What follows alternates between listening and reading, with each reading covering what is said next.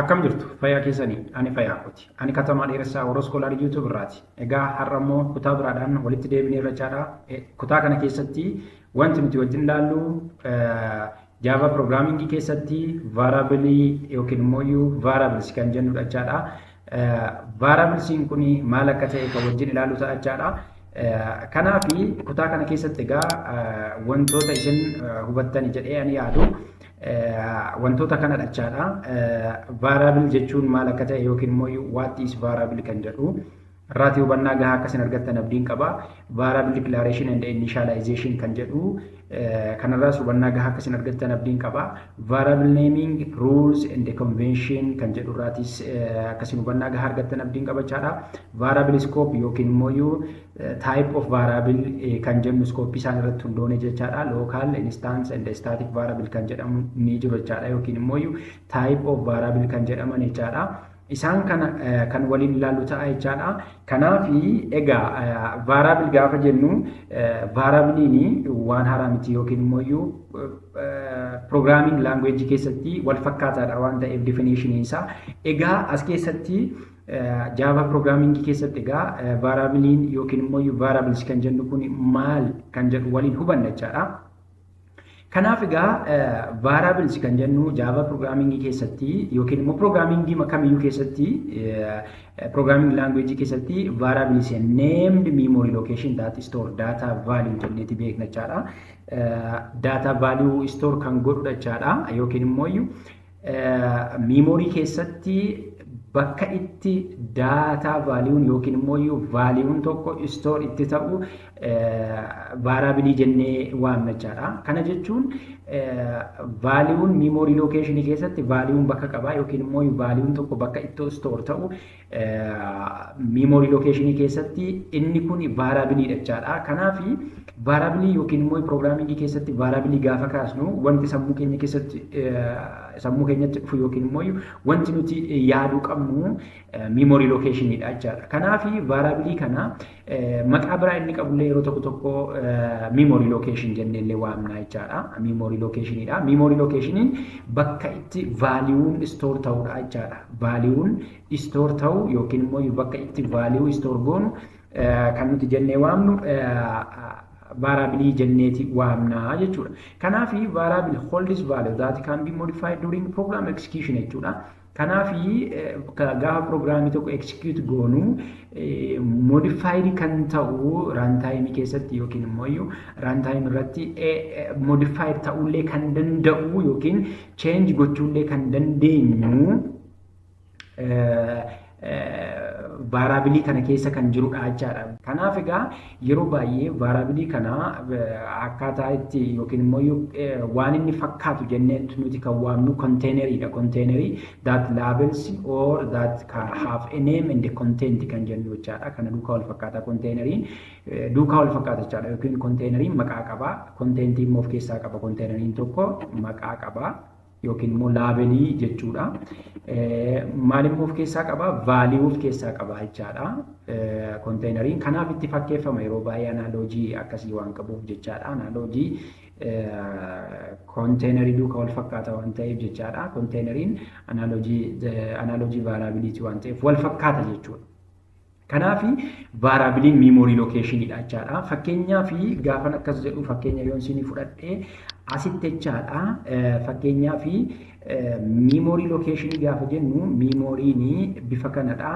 That can store a values in contiguous way yookiin immoo in contiguous manner kan jennu variable garaa kan qabu jechaadha. Kana keessatti amma memoryin bifa kanaan partition ta'ee yookiin seelii garaa kan qabu yoo ta'e bifa kanaan jechaadha. Kana keessatti locationin yookiin immoo kun amma fakkeenyaaf locationii tokko yoo jenne kuni locationii biraati yoo jenne isaan kun hundi isaanii fakkeenyaaf locationin kuni kan inni store godhu fakkeenyaaf 10dha yoo ta'e egaa 10 kuni as keessatti store ta'a jechaadha. Kun locationin kuni variable dha jechaadha yookiin immoo variable kan jennee waamnudha jechaadha. Isheen kun variable dha jechaadha yookiin immoo memory location dha jechaadha. Memory location bakka itti vaaliuun yookiin immoo kan akka 10 jennee waamnu kun store ta'uudha jechaadha. Kana jechuun seelonni tokko isaanii biitiidha kan isaan store godhan waan ta'eef seeliin tokko biitii tokko, seeliin tokko biitii tokko, seeliin tokko biitii tokko store waan godhuufi guutummaa guutuutti kana maqaan kanaa guutummaa guutuutti yookiin immoo maqaan lookeeshinii kanaaf kenname vaaraabiliidha jechuudha. Vaaraabilii jedhamee beekama jechaadha piroograamingii keessatti. Akkuma kanallee kunillee fakkeenyaaf waan ta'e tokko store godha yoo ta'e yookiin vaaliyu ta'e tokko store godha yoo ta'e fakkeenyaaf 20 yookiin vaaliyu 20 store godha yoo ta'e memory location kana keessatti kan store ta'u yoo ta'e biitii ta'eetiin jechaadha. Bifa kanaan biitii ta'eetiin yoo kan store ta'u ta'e bifa kanaan jechaadha bifa biitiitiin akkanaatti kan store ta'u yoo ta'e memory locationiin kan store godhee maal jedhamee beekama is variable jenna jechaadha computer programming keessatti. Bifa kanaanidha jechaadha kan inni beekamu. Kanaafi memory location ida variable programming keessatti it is a memory location where the value is stored yookiin immoo the name of memory location illee ni jenna jechuudha. Egaa kanaafi variable tokko wantoota kana sadan of keessaa qabachaadha. Data type, variable name fi value kan of keessaa qabudha jechaadha. Data type gaafa jennu kutaa biraa keessa jira ilaaluu dandeessu YouTube kanarra jira. It is the kind of data that can hold a value. Kan jennu data type gaafa jennu is the kind of data that it can hold jechuudha. Fakkeenyaaf amma variable tokko integer hold gochuu danda'a, float hold gochuu danda'a yookiin immoo float baachuu danda'a akkuma sila ilaalle jechaadha. Kan akka 10 fakkeenyaaf amma integeridha waan ta'eef data type gosa data akkamii akka inni baatu kan agarsiisu data type isaati jechaadha. Kanaaf variable data type qaba jechaadha. Akkasumas variable name jira. Variable keessa yookiin gaafa variable tokko memory tokko allocate goonu variable name yookiin memory name jira jechaadha. This variable name to identify the variable uniquely within the scope jechuudha. Scope ta'e keessatti variable maqaa unique ta'e kan qabu yoo ta'e kuni contentii variability jecha yookiin immoo kan variabiliin tokko qabaachuu qabudha jechaadha. Kanaaf variabiliin maqaallee qabachaadha. Maqaa sirrii ta'e maqaa unique isa godhu yookiin immoo maqaa seera mataa isaa qabu kan qabudha jechaadha. Kanaaf variabiliin akkaataa kanatti beekama jechaadha. Kan biraa value qabachaadha. Variabiliin memory location ida jenneerra edda memory location allocate ta'eeti yookiin variable tokko edda create ta'eeti data type edda qabaateeti data type sun immoo value qabachaadha. Value jechuun immoo gatii maalii akka baatu yookiin gatii meeqa akka baatu jechaadha. Hamma memory consume gochuu akka danda'u jechaadha. Fakkeenyaaf integerii 10 yoo jenne integeriin yookiin immoo inti 10 kan jennu kuni 10 memory hammamii akka inni qabatu agarsiisa jechaadha yookiin gatiin integerii memory akkamii akka qabatu agarsiisa jechaadha. Yoo float jenne immoo floatiin memory hammamii akka inni qabatu kan agarsiisu value kana keessa jira jechaadha. Value kuni gatiidha jechaadha. Gatii data yookiin gatii variable kun hold gochuu danda'udha jechaadha. Kanaaf the data that assigned to the variable kan jennu value jechaadha. Data yookiin gosa data akkamiitu akka variability assign ta'e yookiin immoo variable keessatti store ta'e kan agarsiisu value jechuudha. Yookiin value jennee beekna jechuudha. Kanaaf egaa variable declaration and initialization kan jedhamu jira jechaadha. Variable declaration and initialization jechuun waan biraa miti. Memory create erga goonee booda memory sana keessatti value ta'e store kan goonu jechaadha. Kana fakkaata jechaadha. Kanaaf egaa variable declaration kan jennu defining the variable with its data type kan jennudha jechaadha. Kana jechuun variable tokko declare kan goonu yoo ta'e maal jechuu keenyadha. Variable tokko declare kan goonu yookiin variable tokko declare goona yeroo jennu maqaa variablechaa fi data gosa data isaa compileriitti akka himuuti jechaadha. Compileriitti data akkasii fi data type akkasii variable akkasii create godheera akka jechuudha jechaadha. Compileratti himna jechaadha. Kanaafi kanarra dhaabbatee compilerri keenya memory location create godhachaadha.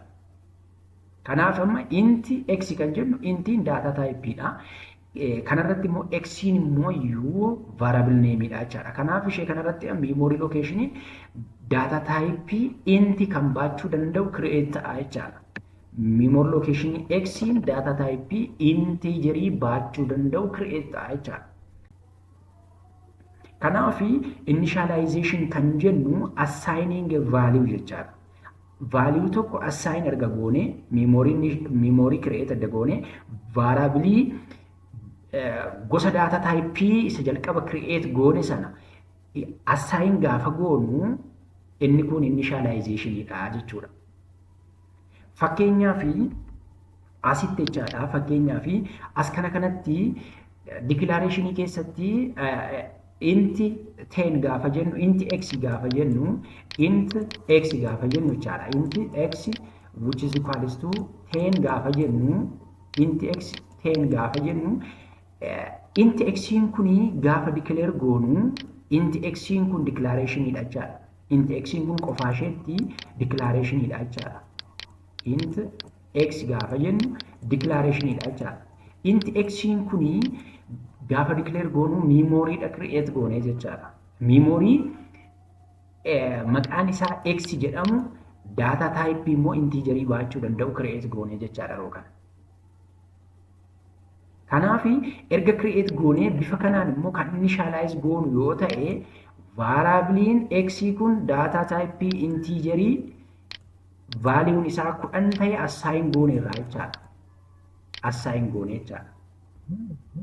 Kanaaf initialization if declaration kan jennu adda baasnee kan nuti beeknu yookiin immoo adda baasnee kan nuti beekuu qabnu kanaafidha jechaadha. Kanaaf variable tokko initialize gochuun dura create yookiin declare gochuun dirqamadha jechaadha. Declare gochuun dirqamadha jechaadha. Edda declare gooneeti initialize goona jechaadha. Edda initialize goone immoo fayyadamuu dandeenya yookiin access gochuu dandeenya jechaadha. Kanaaf variable tokko deebisnee fayyadamuudhaaf initial declare gochuu qabna yookiin immoo variable sana create gochuu qabna yookiin declare gochuu qabna isa booda initialize gochuu qabna jechaadha. Kun egaa variable declaration and initialization jedhameeti beekama jechuudha. Kanaaf variablein tokko ruulii mataa isaatii qaba. Variablein ruulii mataa isaatii qaba. Variable gaafa create goonu yookiin memory location gaafa create goonu akkasuma miti kan nuti create goonu yookiin immoo fayyima lafaa kaanee create goonu jechaadha. Ruulii mataa isaatii qaba waan ta'eef. Ruulonni kuni isaan kana jechaadha fi conventionii illee ni jira jechaadha. Yookiin immoo wantoonni beekamoon kan inni guutuu qabu jira jechaadha. Inni kuni akka ruuliitti akka seeraatti it must start with letter kan jennu jechaadha.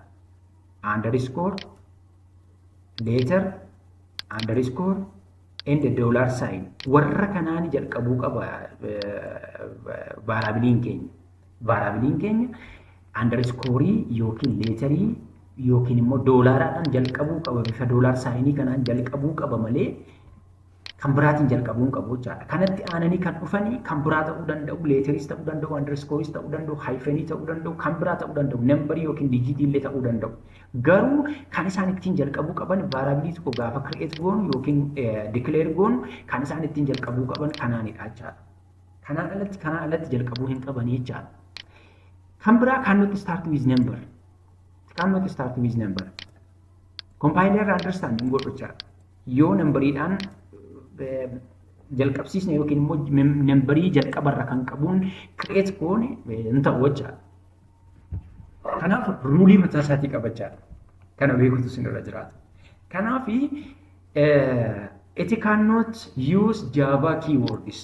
Java keyword kan akka empty, class, public, if else, kan akka while, kan akka for, kan akka do waan akkasii ta'uu hin qabu Java keyword ta'uu hin qabu jechaadha. Reserved word ta'uu hin qabu keywordiin keenya. Confusion uuma waan ta'eef compilerri kanarratti compiler irratti rakkoo qaba waan ta'eef kana gochuu hin qabnu jechaadha. Kana jalqabsiisuun nurra hin jiraatu. Yookiin immoo kana fayyadamuu qabnu variable name keenya keessatti nambariidhaan jalqabsiisuu hin qabnu yookiin immoo kanarraan alatti warra kanarraan alatti waan biraadhaan jalqabsiisuu hin qabnu. Kana booda kan dhufu garuu waan biraa ta'uu danda'a yookiin immoo nambarii ta'uu danda'a, kan biraallee ta'uu danda'a waan ta'eef. Kan biraa immoo kiiwoordii ta'uu hin qabu jechaadha. Kan biraa vaaraabilis kees seensiitiif kan jennutu jira. Fakkeenyaaf kaapitaal leetarii fi ismool leetariin garaagaradha. Akses gaafa goonu jechaadha. Kaapitaal leetarii fi ismool leetarii garaagaradha. Kanaaf jaava piroograamiingiin kees seensiitiividha jechaadha. Yookiin immoo leetarii irratti hundaa'a. Kaapitaal leetarii fi ismool leetariin garaagaradha jechaadha. Kan biraa uses camel case yookiin immoo konveenshinii kana fooloo gochuu qabu jechaadha. Konveenshinii kana. Fakkeenyaaf vaaraabilii tokko gaafa dikileer goonu first leetariin small leetarii ta'uu qaba. First leetariin small leetarii ta'uu qaba.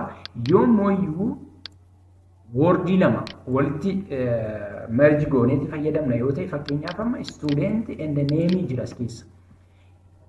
String student name jenneeti kan barreessinu yoo ta'e student keessatti S'in isheen jalqabaa S'in small ta'uu qabdi. Inni woordiin naxxaan immoo leetariin jalqabaa kaapitaal ta'uu qaba jechaadha. Fi kan biraallee ispeesii immoo uumuu hin qabnu jechaadha. Jidduu isaaniitti ispeesii uumuu hin qabnu jechaadha. Kan biraa avoid single letter names except in loops. Kana jechuun single leetarii fayyadamuu hin qabnu jechaadha. Single leetarii. Luuppii keessatti fayyadamuu dandeenya. Fakkeenyaaf amma inti I jechuu dandeenya. Wantoota tokko fayyadamuu dandeenya. I++ maal jechuu dandeenya. Garuu asitti vaaraabiliin dikileer gaafa goonu ta'uu hin qabu. Ta'uu hin qabu jechaadha. Vaaraabilii gaafa dikileer goonu single letter names fayyadamuu hin qabnu jechaadha. Kun konveenshinaalidha. Dogoggora qaba osoo hin taane konveenshinaalidha jechuun akka inni sirriitti dubbifamuu fi akka namni kamiyyuu gaafa dubbisu akka confuse hin taaneefidha jechaadha. Kanaafidha malee waan bira dogoggora qabaateef yookiin immoo dogoggora ta'aa jechuu barbaadeen miti. Kanaaf kan biraa immoo use meaningful names. Fakkeenyaaf S jennee qooda fayyadamnu meaningful name yookiin immoo vaaraabilii maqaa yookiin vaaraabilii meaningii sirrii qabu yoo fayyadamne gaarii jechaadha. Confusionii uuma waan ta'eef. Gaafa piroojeektiin keenya guddachaa deemu yookiin immoo piroojeektii guddaa gaafa hojjennu single leetarii yookiin immoo kan akka S waan akkas fakkaatu kana yoo fayyadamaa deemne confusionii uuma waan ta'eef maqaa guutuu ta'e kan hiika sirrii kennu yoo fayyadamne gaariidha jechaadha. Kuni konveenshinidha. Konveenshinidha. Kanaaf ruulonni kun ruulota vaaraabiliiti jechaadha. Fakkeenyaaf yoo ilaalle kilaasii tokko kireet goonee ilaallu asirratti fakkeenyaaf asitti jechaadha. Let's say here example haa jennu. Example kilaasii kireet goonee ilaallu vaaraabilii examplii jechuudha. Maal akka ta'e sirriitti ilaallu asitti. Fakkeenyaaf asitti jechaadha. Fakkeenyaaf as dhufee public stack mail haa jedhu void main asitti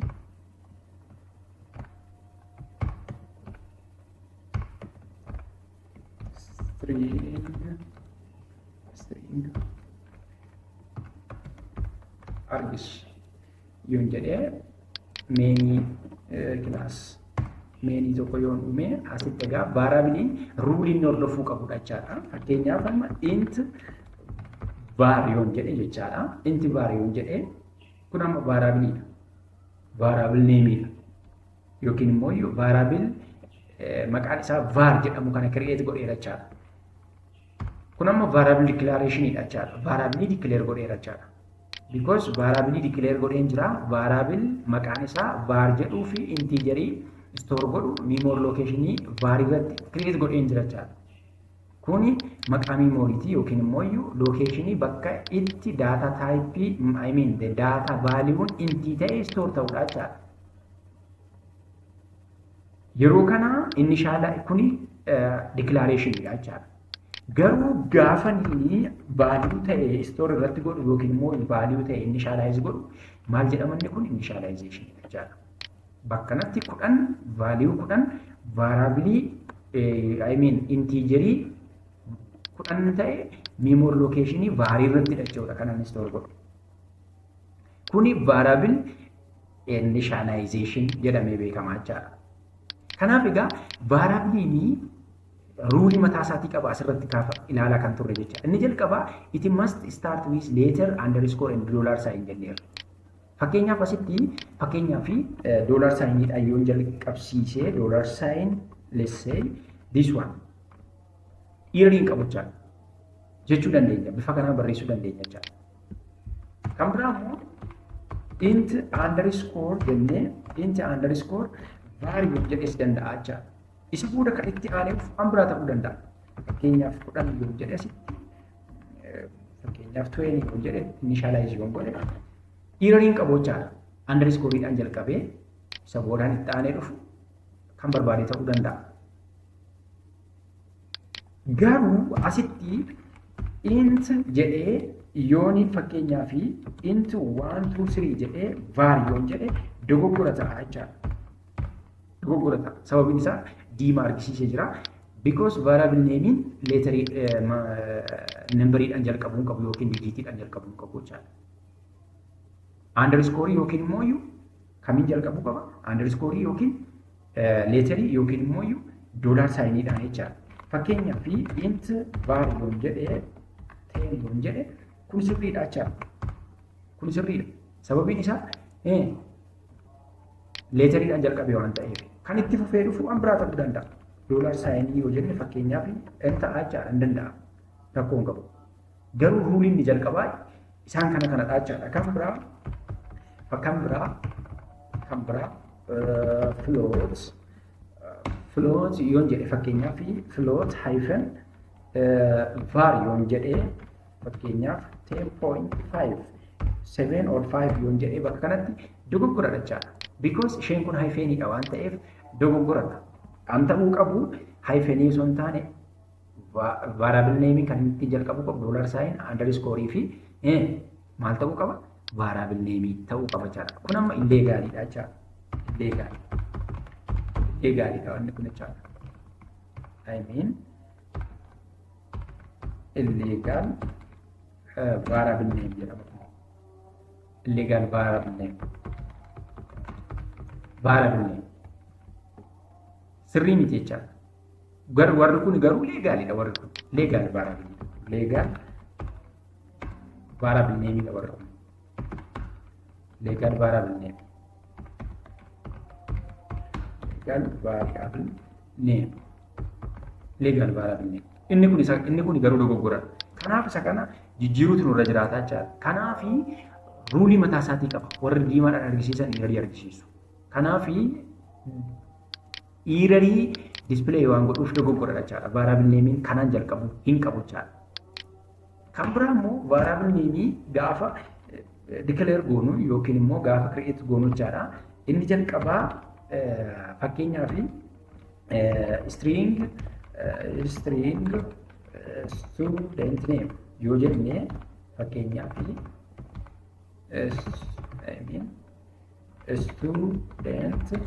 student name yoo jenne kun sirrii miti jechaadha. Kun sirrii miti. Sababiin isaa speesiin uumamuu qabu variable name wordii lamaa ol yoo jiraate jechaadha. Kanaaf lammaffaa immoo conventional name hordofuudhaaf the starting letter of the consecutive word should have to be capital. Kanaaf ending capital ta'uu qaba jechaadha.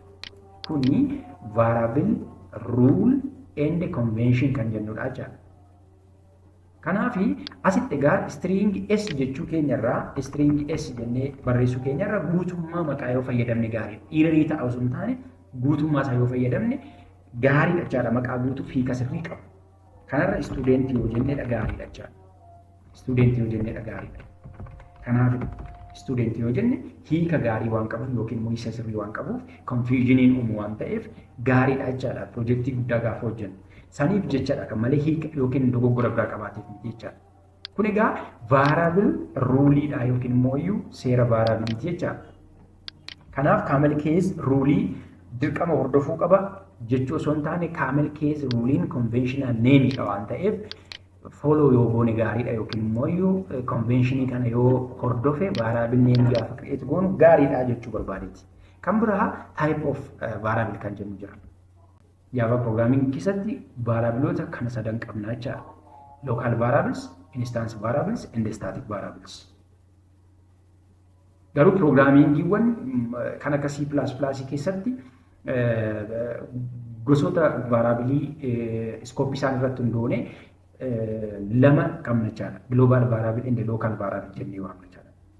Java keessatti garuu we can have three kind of variables based on their scope. Kanaaf egaa inni kuni variabilii yookiin immoo gosoota variabilii Java keessatti jechaadha. Local variable, instance variable, and static variable jennee waamna jechaadha. Local variable gaafa jennu declared inside a method or block. Methodii keessatti kan declare ta'u yookiin immoo kan initialize ta'u fi access illee kan ta'u variabiliin akkasii local variabiliidha jechaadha. Kanaaf it is accessible only within that method or block.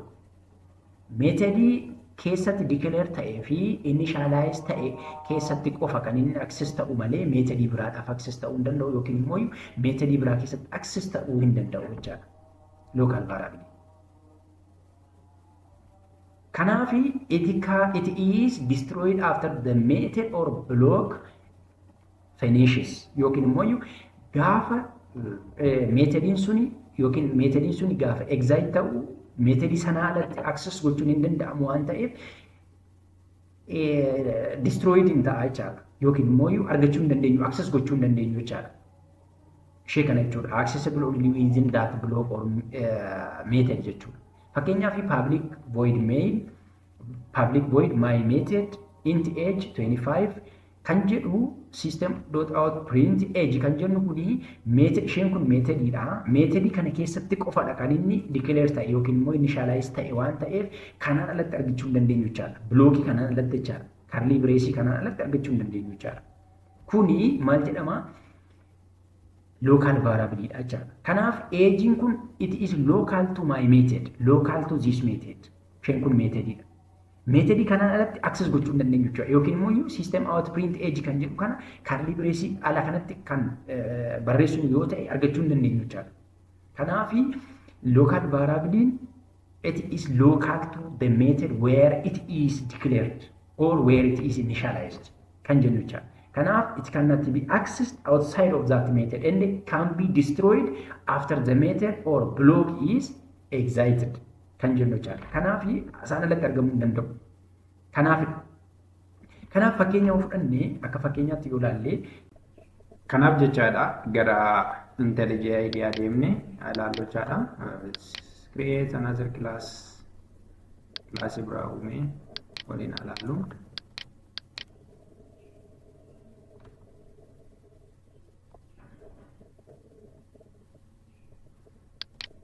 Class browser, let's say local variable.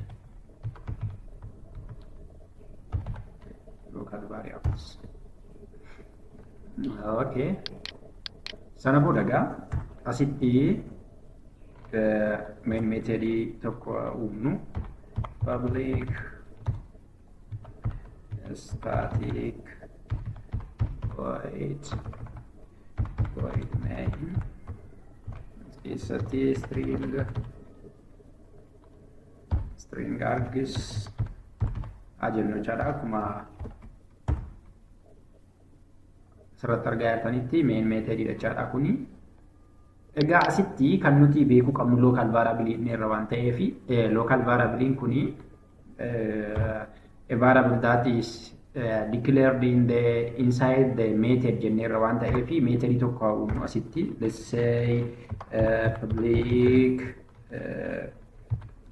void method 1 haa jennu fakkeenyaaf akka isiniif galuutti jechaadha. Method 1 jennee bakka kanatti let I declare one variable. For example, let's say int age or let's say int var 30 ajannu integer jechaadha.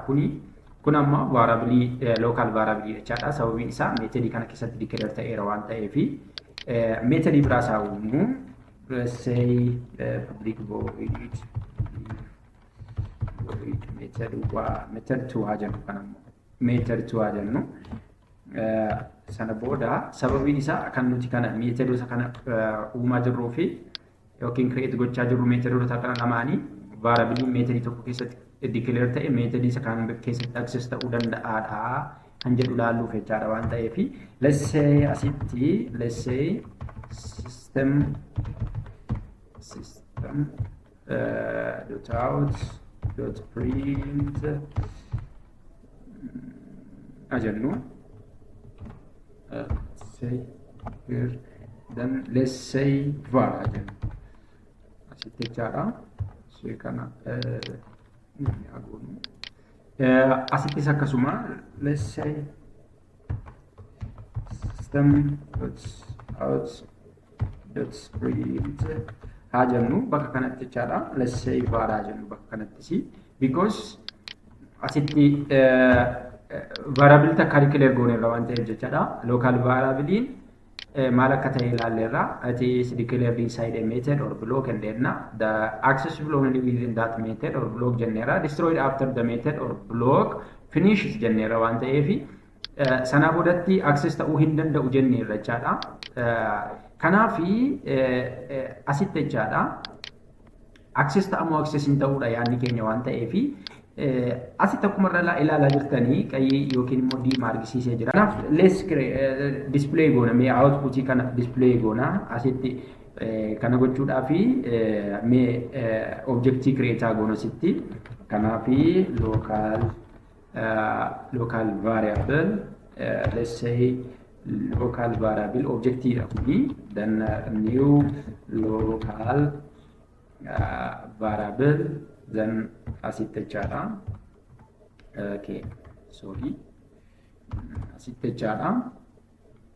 Isa booda let's say local variable dot method keenya koolaa goonu asitti jechaadha. Methodicha bakka kanatti local dot method 2 haa jennu. Local variable dot method 2 ajannu isa booda bakka kanatti mee error jiru haa ilaallu. Sababiin isaa asitti diimaa argisiisee jira waan ta'eef variable kun declare ta'ee hin jiru kanaaf access gochuun hin danda'amu jedha waan ta'eef let's run goonee haa ilaallu. So asitti symbol variable var location class local variable jedha. Local variable dha kanaaf access gochuu hin dandeenyu varii jechaadha. Argitanii? So kanaaf local variable cannot be accessed if it cannot be accessed without that of the method where it is declared. Kanaaf jechaadha local variable dha waan ta'eef. Kanaaf local variable ni method sanarratti access ta'uu hin danda'udha jechaadha. Kan biraallee otoo fakkeenyaaf string yoo jenne fakkeenyaaf string fakkeenyaaf string age to jenne fakkeenyaaf let's say for string I mean age sun taane string name oo jenne fakkeenyaaf let's say here chulasa tun jedhe kun amma method local variable jechaadha.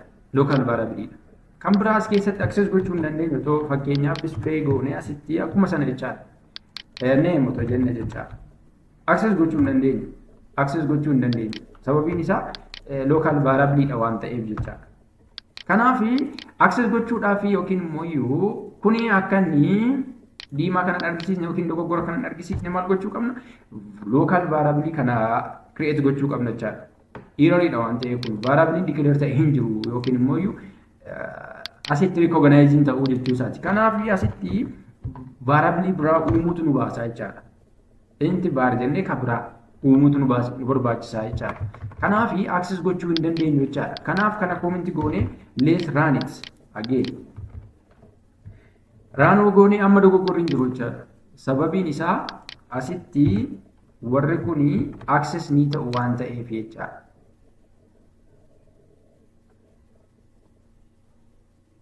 Dogoggorri hin jiru bakka kanatti.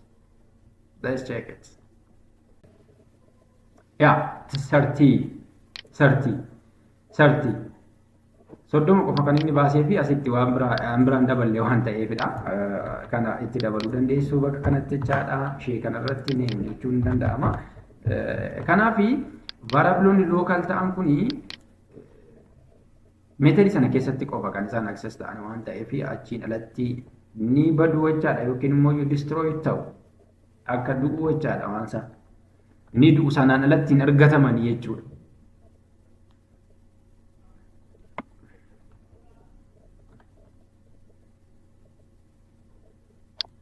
Kana fakkaataa jechaadha.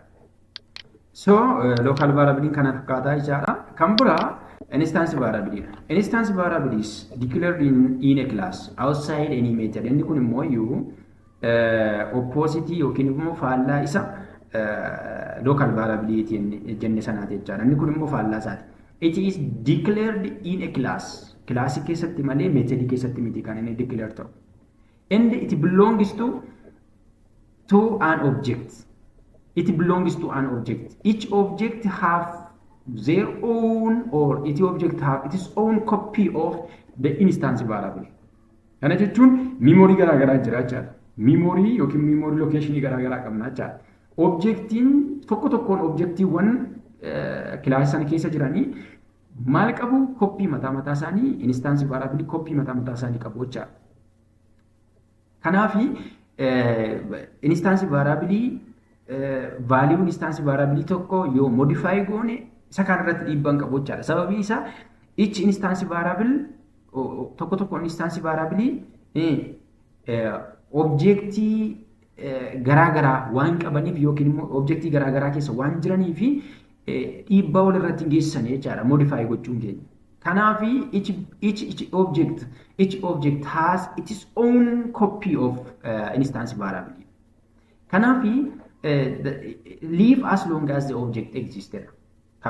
Leave as long as object exists. That means that the instance variable is created when the object is instantiated. Yookiin immoo yeroo objectiin tokko create ta'u instance variablein create ta'a jechaadha. Kanaafi memoriin kan inni create ta'u yeroo objectiin create ta'udha jechaadha. Kanaafi objectiin tokko create gaafa ta'u memoriin instance variable kan store godhu create ta'a jechaadha. Kanaafi kan isaan jiraatan yookiin instance variable tokko kan inni jiraatu objectiin yeroo create ta'udha yookiin immoo yeroo objectiin instantiate ta'udha jechaadha. Kanaafi faallaa isa local variability jechaadha. Declared in a class outside of any method. Inni sun garuu inside a method. Belongs to an object. Belongs to an object. Kana jechuun objectii tokkoon isaanii copy mataa isaanii copy mataa isaanii kan qabanidha jechaadha. Yookiin immoo instance variablein memory garaagaraa keessa jira jechaadha. Memory garaagaraa qabna jechaadha bakka kanatti. Leave as long as object exists. Yeroo objectiin instantiate ta'u memoryin create ta'a jechaadha. Instance variable memory location create ta'a jechaadha. Kanadha jechaadha. Kanaafi they are sometimes referred to as a member variable or object variable. A member variable or object variable jenna jechaadha. Object variable or a member variable. Maqaa kanallee qaba jechaadha. Kanaafi objectii variable yookiin member variable illee jennee waamuu dandeenya jechaadha. Asitti egaa fakkeenyaa fi public class student string name int age amma kuni kilaasii keessatti kan inni declare ta'e kuni methodii miti kilaasiidha waan ta'eef. Kana keessatti warri kun instance variable dha jechaadha. Instance variable. Kanatti amma fakkeenyaa fi public stat void main string argis kun amma main method yoo ta'e yookiin immoo methodii main ta'e kana kilaasii kana yoo ta'e student s which is equals to new student s2 is new student s1 name Alice yoo jenne bakka kanatti jechaadha. Inni kuni kan student waaniti malee kan student miti jechaadha ta'uu hin danda'u jechaadha. Sababiin isaa student tokkoon student maqaa garaagaraa waan qabaniif jechaadha. Kanaaf memoriin kanaaf qofaattidha kan inni create ta'u yookiin immoo objectiin kan instantiate ta'u student waaniif qofaattidha jechaadha. Kanaaf kan student to dot name yoo jenne bakka kanatti fakkeenyaaf asitti student to dot name then saaraa otoo jenne miimoorii garaagaraa keessa jiru jechaadha. Kanaaf student waanii maqaa jijjiiruun student to irratti dhiibbaa hin qabu jechaadha. Kanaaf they belongs to each object kan nuti jenneef jechaadha. Tokkoon objectii warra kun amma fakkeenyaaf student inni kun class name dha. S1 jechuun objectiidha. Objectiin kun student 1 dha yoo ta'e student 1 kun maqaan student 1 kun yoo jijjiirame isa kana irratti dhiibbaa qabu jechaadha. Sababiin isaa memory garaagaraa keessa jiru. Kanaaf objectiiwwan tokkoon isaanii yookiin immoo objectiiwwan isaanii garaagaradha jechaadha. Kan student 1 fi student 2 adda baastanii kan beektanii yookiin kan beekuu qabdanii kanadha jechaadha. Kanaaf wal bira qabeen static variable duukaa isinitti agarsiisa. Static variable ilaallu. Static variable shared by all object of the class jedha kun immoo. Inni kun immoo inni suni it is specific to object jenneerra. Inni kun immoo shared by all object of the class. Kana jechuun static variable there is constant variable jechuudha yookiin immoo variable tokko qofatu jira jechaadha. Variable dhaabbataa ta'ee fi variable gosa tokko qofatu jira jechaadha. Variable sun jijjiiramuu hin danda'u staticidha jechuudha. Kanaaf static variable tokkicha kana qofa kan isaan share godhatanii objectiin hundu. Kanaaf kan biraa immoo declared with static keyword. Static keyword dabaluu qabna jechaadha. Static keyword fuuldura isaatti yeroo declare goonu variable static inni kan fayyadamu yoo ta'e static keyword add gochuu qabna jechaadha. Inni kun variable static ta'uusaa moo instance ta'uusaa yookiin instance variable ta'uusaa compiler sirriitti adda baasee akka beekuuf kan nuti gochuu qabnu static keyword dabaluu qabna jechaadha. Variable nuti fayyadamne static taana. Loaded when class loads or memory efficient jechuudha. Kana jechuun yeroo class load ta'u qofadha kan inni kun create ta'u yookiin immoo static keyword static variable kun kan inni create ta'u yeroo class load ta'udha jechuudha. Kanaaf static variable can act as a global variables because they are shared across all instances of the class. Kanaaf instansonni hundi yookiin immoo objectiiwwan hundi isaanii static variable yookiin immoo suffixed jennu kana yookiin kan dhaabbataa ta'e static kan ta'e variable tokko qofa kan isaan share godhatanii waan ta'eef global variable illee jennee waamna jechaadha. Kanaaf Java programming keessatti global variable akka C++ keessa yookiin immoo programmingwwan kanneen biroo keessatti global variable jira. As keessatti garuu global variable static variable dha jechaadha. Because it belongs to entire class or shared by all object of the class. Kanaaf fakkeenyaaf asitti public class school asitti static string school name jenneerra ABC school yoo jenne asitti jechaadha. Fakkeenyaaf asitti static string school name bakka kanatti amma fakkeenyaaf static keyword add gooneerra jechaadha. Static keyword add gaafa goonu kun static dha jechaadha. Yoo kana jijjiirree objectiiwwan hundi share waan godhatanii fi objectii tokko keessatti yoo jijjiirre objectii warra kaan irratti dhiibbaa qaba yookiin immoo instansii warra kaan irratti dhiibbaa qaba jechaadha. Kanaaf sababiin isaa objectiiwwan hundi yookiin instansii hundi kan isaan share godhatanii variable name kana waan ta'eef. Kanaaf memory location yookiin immoo memoriin garaagaraa hin jiru jechaadha. Memory gosa tokko qofaadha kan nuti qabnu. Kanaaf memoriin kan inni create ta'u yeroo objectiin create ta'u osoo hin taane yeroo classiin load ta'uudha kan nuti jenneef jechaadha. Class yeroo load ta'udha. Kanaaf memory gosa tokko qofatu jira jechaadha. Memory tokko keessaa maqaa tokko yoo jijjiirre guutummaa guutuutti objectiin hundi maqaa gosa tokko qabaata jechaadha. Kanaaf static keyword add gochuu qabna. Variable kun static variable ta'uusaa adda baasuudhaaf static keyword jalqabarra kaa'uu qabna. Kanaan alatti static keyword hin jiru taanaan instance variable ta'a jechaadha. Instance variable ta'a jechaadha. Local variable illee ta'u instance variable ta'a jechaadha. Sababiin isaa class keessa waan jiruufidha. So access without creating an object. Tokkoffaa immoo inni lammaffaa immoo inni itti aanu immoo we can access static variable without creating object also it's possible in danda'ama. Objectiidhaanis access gochuu hin dandeenya garuu class nameidhaan hedduminaan kan inni recommend ta'u waan ta'eef fakkeenyaaf school name school jechuun kilaasii kanadha maqaa kilaasii kanaa tuqaa yookiin school name isa kanadha kana abc schoolii kana access gochuudhaaf class name variable name yookiin static variable name fayyadamuu dandeenya jechuudha.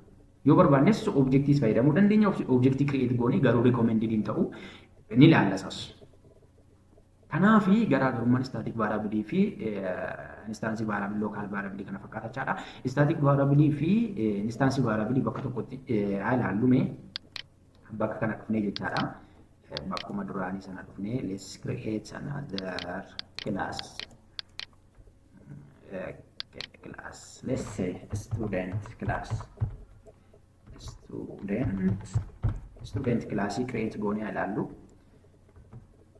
Keenyaaf bakka kanatti let's say create public main method public static void main string argis.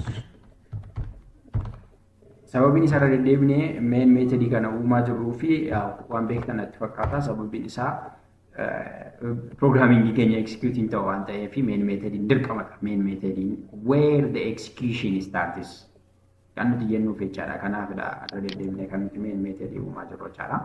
Kanaaf asitti mee fakkeenyaa fi instance variable fi static variable uumne garaagarummaa isaanii asitti bakka tokkotti yoo ilaalle isinii gala waan ta'eef jechaadha. Alaallu fakkeenyaaf waan ta'e tokko fakkeenyaaf string say string name or string name let's say string name ajannu inni kun amma fakkeenyaaf akkasiniif galuuf commenti godheen instance variable ajannu sababiin isaa instance variable dha. Instance variable this is instance variable ajannu. Static variable immoo static gochuu qabna waan ta'eef static keyboard fayyadamna. Static string name hajannu jechaadha. Static string name hajannu bakka kanatti jechaadha. Inni kun immoo school name hajannu ishee kana because variable gosa tokko waan ta'eef school ajannu ishee kana static school yoo jenne fakkeenyaaf let's initialize goone fakkeenyaaf ABC school ajannu bakka kanatti ABC school fakkeenyuma sana fudhannee egaa asitti static variable initialize goone irraa asitti instance variable declare goone irraa let's say this one is a static variable ajannu mee kana fakkeenyaaf akka fakkeenyaatti jechaadha. Sana booda constructorii tokko mee create goone bakka kanatti jechaadha. Let's say students ajannu let's say string n ajannu bakka kanatti let's say this one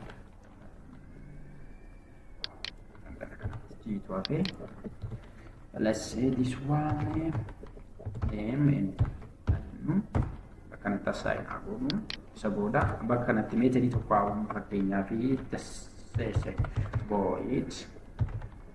void let's say show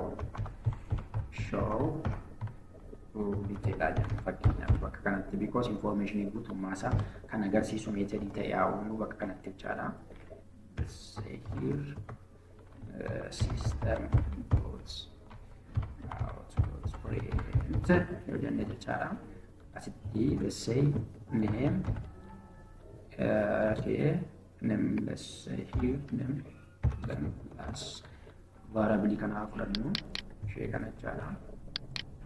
Variable kana fudhannu isa booda bakka kanatti concatenate gochaa irra waan ta'eef kun waan biraamti. Asitti school ajannu school name ajannu kanatti or school name say here specify goone jechaadha. Asitti variable ishee asitti create goone kan jechaadha. School jennu akkuma sana jechaadha. Akkuma name sana isa booda bakka kanatti akka isaa goonu isa booda bakka kana dhufnee mee system ishee kana capital godha. Isa booda asitti method ta'e class instantiate goonu class kana. Say here class name keenya student dha waan ta'eef student S1 ajennu fakkeenyaaf S1 new student ajennu student yoo jenne bakka kanatti jechaadha. Student lamaan tokko haa uumame bakka kanatti student lamaan tokko haa uumamu bakka kanatti let's say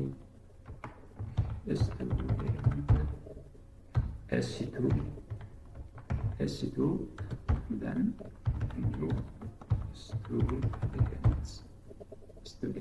new student ajennu. Say here create students new student bakka kanatti lama uumne jirra waan ta'eef jechaadha. Let's say value ta'e immoo bakka kanatti mee paasaa goonu yookiin immoo value ta'e student 1 student 2 isa jenne kanaaf value ta'e mee haa kennuu fi asitti let's say caalaa yoo jenne bakka kanatti immoo let's say Saaraa yoo jenne jechaadha. Saaraa yoo jenne amma egaa asitti maqaa lama yookiin studentiiwwan tokko isaaniif maqaa kennineera. Studentii sadaffaa dabaluu dandeessu isin asitti jechaadha. Student S3 then student jechuu dandeenya. Barbaachise bakka kanatti let's say yoo jenne bakka kanatti jechaadha. Asitti gamma studentiiwwan tokko isaaniif maqaa kennineerra jechuudha. Kanaaf objectii garaagaraa instantiate gooneerra bakka kanatti objectiiwwan garaagaraa yookiin immoo memorii garaagaraa jechaadha. Akkasitti ilaala. Akka waan memorii garaagaraa uumnetti yookiin immoo bakka garaagaraa akka uumnetti ilaala jechuudha. Amma fakkeenyaaf bakka kanatti let's say S1 dot show details kan jedhu jechaadha ishee kana. Wanti kana fudhannu fakkeenyaa fi say here methodii kana yoo fudhanne student 1 dot or S1 dot show details also or S2 also show details yoo jenne jechaadha. For S3 also S3 dot show details yoo jenne jechaadha. Amma gaa tokko isaaniif instantiated object create gooneerra jechaadha. Bakka kanatti memorii garaagaraa create goone jechaadha.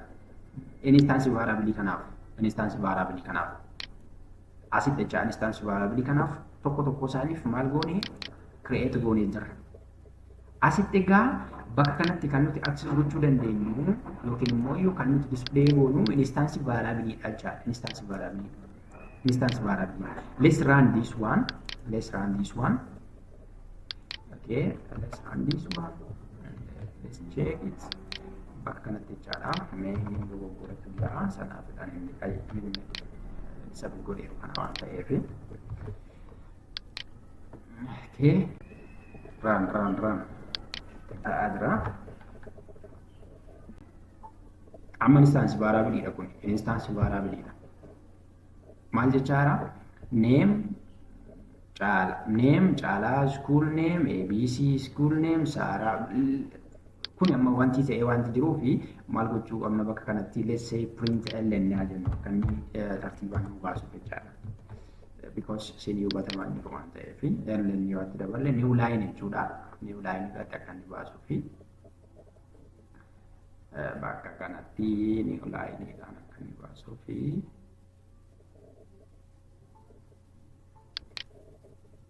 okay. Yeah, name Chala school name ABC name Sara school name ABC school name Tolasa school name ABC school jala. Argitani bakka kanatti amma school name it is the same static waan ta'eefidha. ABC school. Kanaafi bakka kanatti school naming static waan ta'eefi school naming keenya isheen kun jechaadha. Static waan taateef every variable shares every object shares the same variable in static variables yookiin immoo static variable keessatti variablein hundi kan isaan share godhatan objectiin hundi kan isaan share godhatan variable tokkichadha jechuudha. Variable value tokkicha qofaadha. Kanaafidha static variablein hundaaf dhaabbataa kan ta'e jechaadha. Dhaabbataa kan ta'e hundaaf kanaafidha jechaadha. Kanaafidha kan inni dhaabbataa ta'eef. Dhaabbataa kan ta'eef kanaafidha jechaadha. Kanaaf fakkeenyaaf modify goonee dhiibbaa qabu moo hin qabu haa jennu. Fakkeenyaaf asitti student S1 fakkeenyaaf kana yoo jijjiire warra kanarratti dhiibbaan qaba. Maqaa kana yoo jijjiire warra kanatti dhiibbaan qabu. Warra kanarratti dhiibbaan qabu jechaadha. Fakkeenyaaf kana maqaa biraa yoo gootan jechaadha. Maqaa biraa caaltu yoo jettan kaan irratti dhiibbaan qabu jechaadha. Because Saaraa tola isaarratti dhiibbaan qabu. Garuu school name fakkeenyaaf yoo jijjiire bakka kana static string school ABC kan jedhu kan school name kan yoo jijjiire fakkeenyaaf kan nama tokko qofa jijjiiraa kan nama tokko qofa jijjiiree ilaala fakkeenyaaf S1 an student 1 nan jijjiiraa isa booda school variable name isa kanadha waan ta'eef school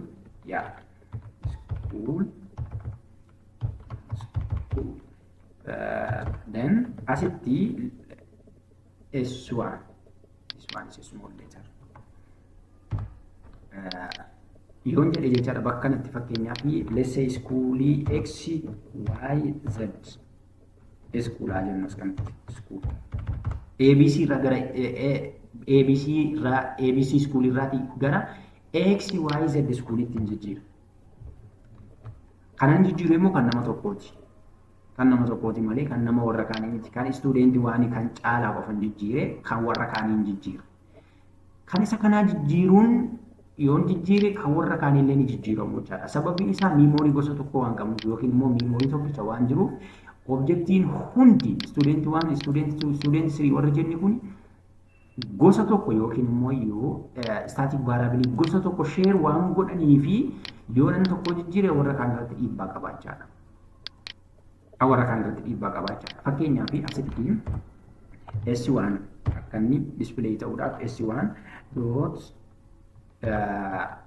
isuma kana copy goone ilaalla. Isuma kana jechaadha warruma kana copy goone ilaalla yookiin akkasuma jechaadha. S1 dot asitti jechaadha. S1 dot show details yoon jedhe jechaadha. S2 dot hawaan isa iskuulii barataa lammaffaa kanallee yoo laallee S2 dot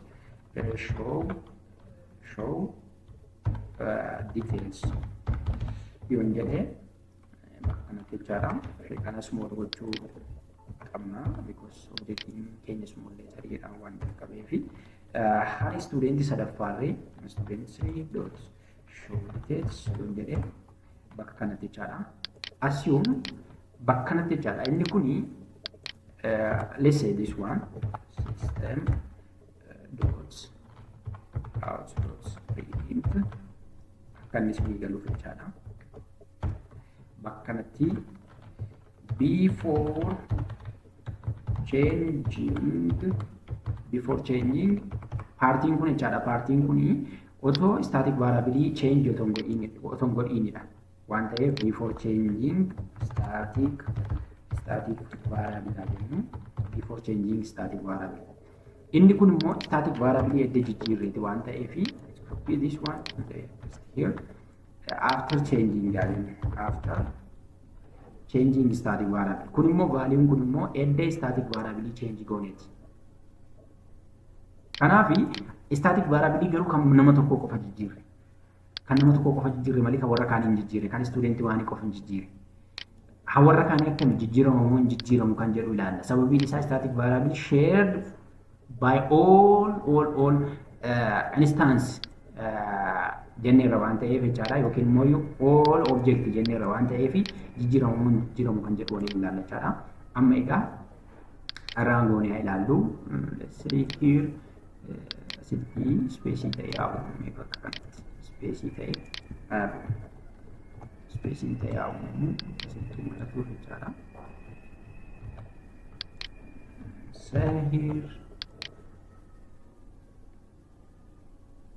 run it, run.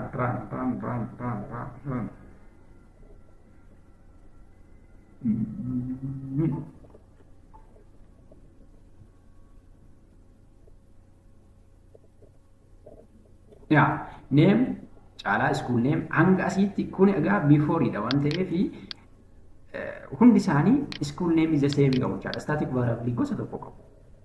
Asitti garuu static variable kan nama tokko qofa hin jijjiire garuu warra kaaniifis jijjiiramee jira jechaadha. Kana Saaraan school name ishee XYZ dha. Tolasaan XYZ dha. School isaa jechaadha. Garuu kan nama tokko hin jijjiire bakka kanatti. Kan nama tokko qofadha kan hin jijjiire argitaniitu.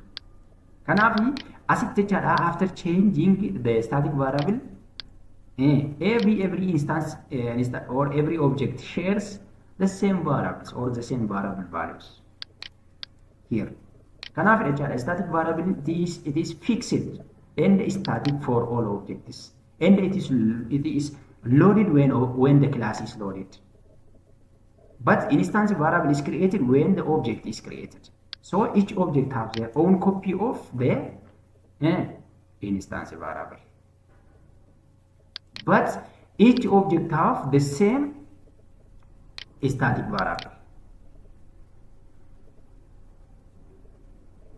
Kanadha jechaadha. Kanaaf kana fakkaata. Kanarraa hubannaa gaarii akkasiin argattan abdiin qaba jechaadha. Kanadha variabiliin taayipiin isaallee yookiin immoo gosoonni variabilii definitionii variabilii irraa kaasee hanga static variable hanga gosoota variabiliitti jechuudha. Kanarraa hubannaa gaarii akkasiin argattan abdiin qaba. Galatooma.